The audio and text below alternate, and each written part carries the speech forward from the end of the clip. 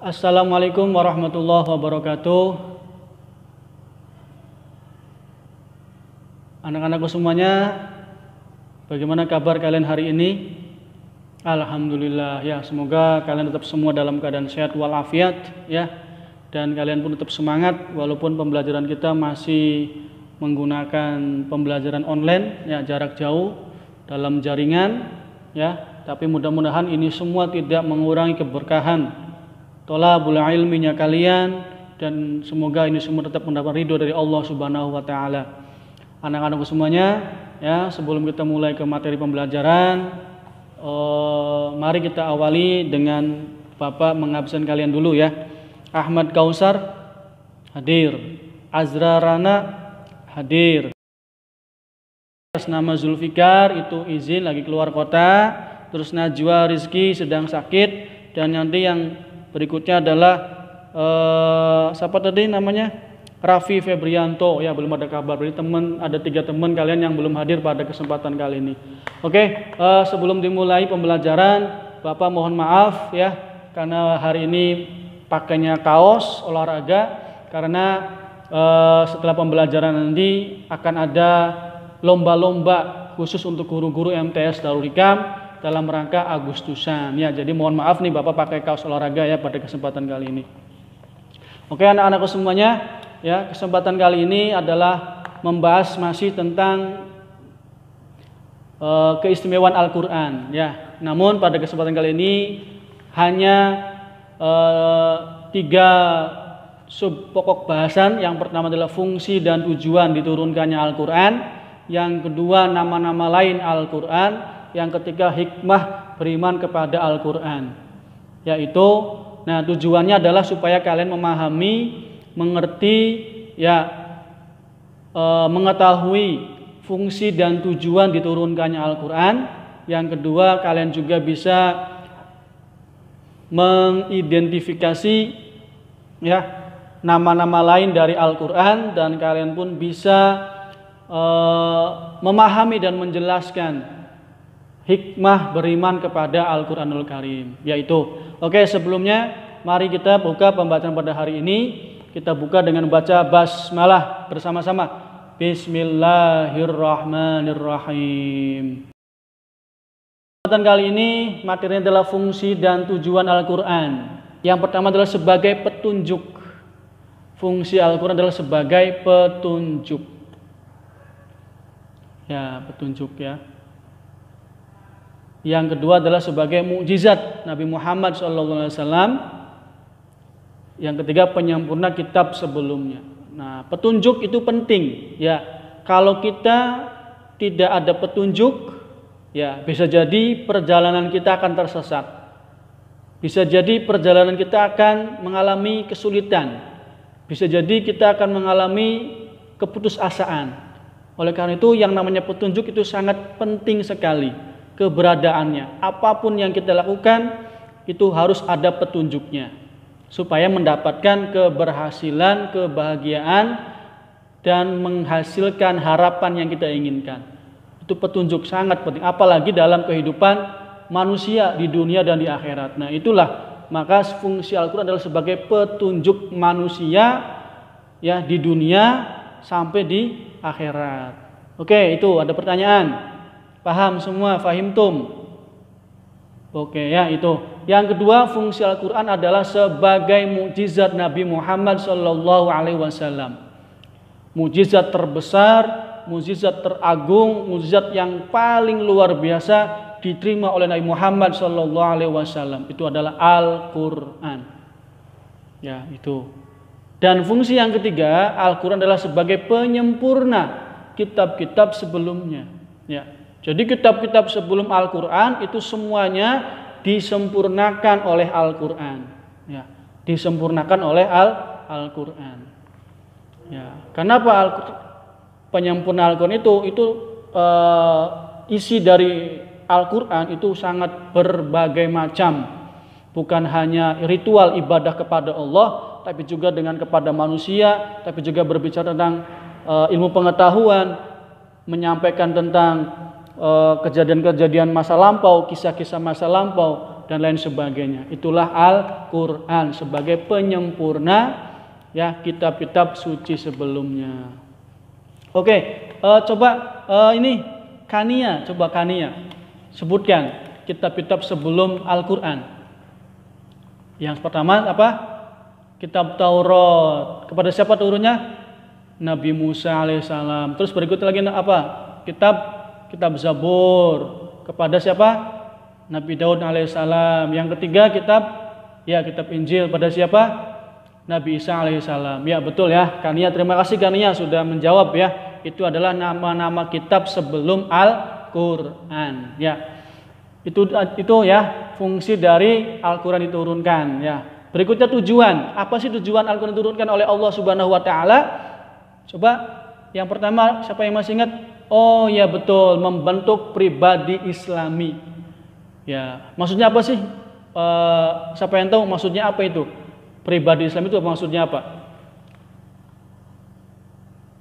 Elena, apa itu pribadi Islami? Pribadi Islami. Oh ya betul ya. Betul ya Elena ya. Jadi pribadi Islam itu adalah pribadi atau berkepribadian yang berakhlakul karimah. Ya, perilaku, ucapan, perbuatan yang sesuai dengan ajaran Islam yaitu akhlakul karimah. Ya, mencontoh, meniru, menauladani Nabi Muhammad SAW. Oke, itu yang pertama. Kalau yang kedua, tujuan kedua adalah membimbing dan memandu manusia. Ya, membimbing dan memandu manusia. Itu tujuan Al-Qur'an. Ya. Jadi manusia ini kalau tidak dibimbing, tidak dipandu akan tersesat. Karena manusia itu memiliki musuh bebuyutan ya. Musuh 24 jam akan menggoda, mengganggu manusia, yaitu iblis, setan.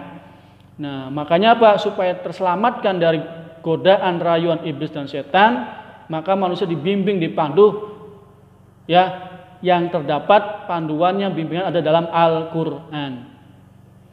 Tapi ya kenyataannya sampai sekarang, walaupun ada Al-Qur'an, masih ada aja orang-orang yang tersesat, ya, keputusasaan mereka dalam kehidupan sehari-hari. Ya itulah, karena iman manusia itu naik turun, tidak stabil. Tapi kalau manusia selalu mendekat dengan Al-Qur'an, insya Allah imannya akan terjaga, ya akan terjaga insya Allah. Oke itu. Adapun tujuan yang ketiga adalah Al-Qur'an diturunkan adalah sebagai apa? Membentuk masyarakat Islam, betul ya. Jadi tujuan yang ketiga dari tujuan Al-Qur'an turunkan adalah membentuk masyarakat Islam.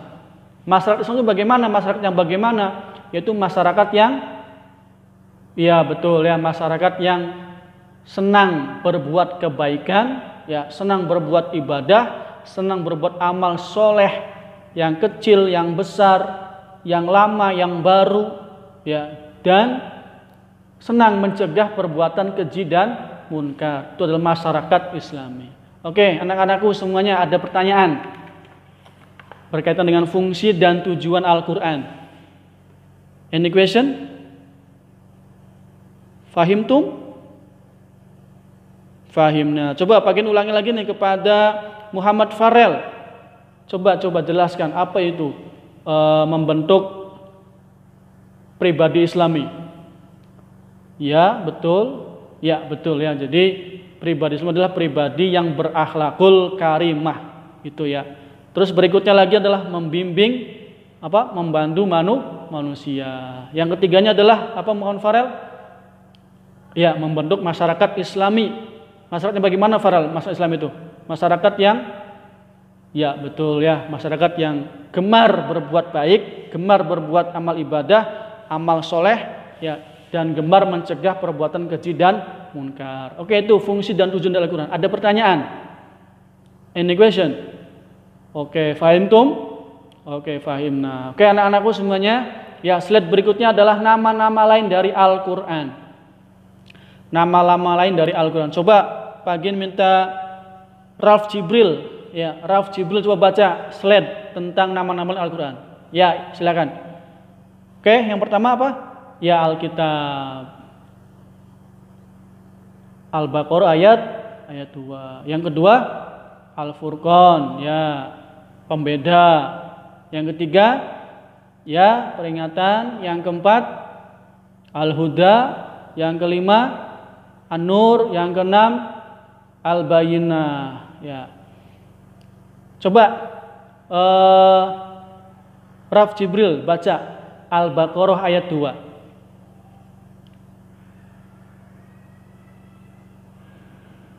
Shadaqallahul azim. Terima kasih ya Prof. Jibril sudah membaca surat Al-Baqarah ayat 2. Ya, betul ya. Itu adalah nama-nama lain dari Al-Qur'an. Ya. Jadi Allah Subhanahu wa taala menyebut Al-Qur'an itu pernah dengan sebutan dengan Alkitab. Di mana Allah menyebut Al-Quran dengan sebutan Alkitab, itu ada di surat Al-Baqarah ayat 2. Allah juga menyebutkan Al-Quran dengan sebutan Al-Furqan. Mahu Al-Furqan? Ya, pembeda. Di mana? Itu di surat Al-Furqan ayat 1. Dan seterusnya. Jadi Allah Subhanahu wa taala itu ya pernah menyebut Al-Quran dengan sebutan yang lain, tentunya dengan maksud dan tujuan tertentu dari Allah Subhanahu wa taala. Masing-masing nama itu memiliki maksud dan tujuan Allah Subhanahu wa taala, ya. Oke, ada pertanyaan. Ada pertanyaan tentang nama-nama lain dari Al-Qur'an.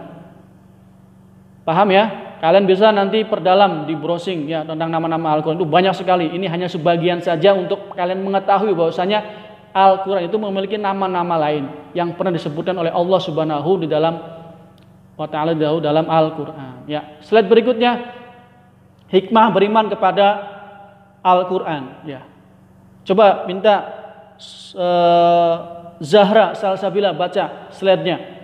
Ya, hikmah, memperkuat keimanan. Ya betul. Yang keduanya ia mengetahui bagaimana, terus menambah ilmu pengetahuan. Yang terakhir menumbuhkan sikap optimis dan menjadi tertata. Ya, terima kasih kepada Zahra Salsabila yang sudah membaca slide-nya ya tentang hikmah beriman kepada Al-Quran. Ya, jadi hikmah atau pelajaran yang kita bisa ambil dari kita mempercayai adanya Al-Quran itu adalah yang pertama adalah menumbuh kembangkan, meningkatkan keimanan dan ketakwaan kepada Allah Subhanahu wa taala. Yang kedua adalah untuk berperilaku yang baik dan benar ya dalam kehidupan sehari-hari. Terus menambah ilmu pengetahuan ya. Karena Al-Qur'an itu bukan hanya berbicara tentang ibadah, bukan hanya berbicara tentang sholat, haji, ya pernikahan, tapi juga berbicara tentang ilmu pengetahuan ya yang bersifat umum. Ya, artinya apa? Al-Qur'an memberikan kata kunci. Ya, kata kunci yang ada dalam Al-Qur'an, manusia tinggal mengembangkan, ya, menyesuaikan dengan alam semesta dengan perkembangannya yang bermacam-macam. Terus berikutnya menumbuhkan sikap optimis. Ya, dengan kalian memahami Al-Qur'an, mengerti tentang Al-Qur'an itu akan optimis bahwasanya Allah itu maha adil. Ya, Allah maha adil dengan segala perbuatan manusia akan tercatat semuanya dan akan mendapatkan balasan walaupun kecil akan dibalas dengan bisa jadi balasan dengan yang lebih besar lagi. Ya, seperti itu. Ya, terus berikutnya betul hidup manusia menjadi tertata, akan tertib kehidupan manusia. Ya, dengan orang bisa kembali dalam Al-Qur'an. Oke, sampai sini ada pertanyaan? Any question? Oh iya, oke, siap ya, paham semua ya.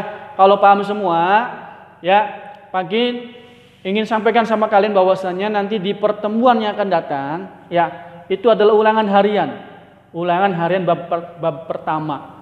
Jadi kalian harus baca lagi yang materi pertemuan yang pertama dan pertemuan yang kedua. Pagi akan upload ya PPT ya bab 1 pertemuan pertama dan pertemuan kedua bagian upload di e-learning. Ya, kalian buka lagi e-learningnya, kalian buka bahan ajar, kalian temukan di sana ya, kalian baca materinya dan kalian pun perdalam dengan membaca sumber-sumber yang lain Ya, itu sebagai persiapan kalian nanti untuk ulangan harian bab 1. Ulangan hariannya akan bagian upload di e-learning juga. Ya, kalian selesaikan ya soalnya dengan baik, dengan hati-hati ya tentunya, dan semoga kalian pun akan mampu menyelesaikan dengan baik dan nilainya maksimal semua. Ya, itu ya, paham semuanya? Oke, paham ya. Kalau paham semua, ya untuk pembelajaran kali ini dianggap cukup, dianggap selesai. Ya, tutup dengan baca hamdalah. Alhamdulillahirabbil alamin. Ya, kita tutup dengan bentuk majelis subhanakallahumma wa bihamdika astaghfiruka wa atubu ilaih. Ya, terima kasih. Wassalamualaikum warahmatullahi wabarakatuh.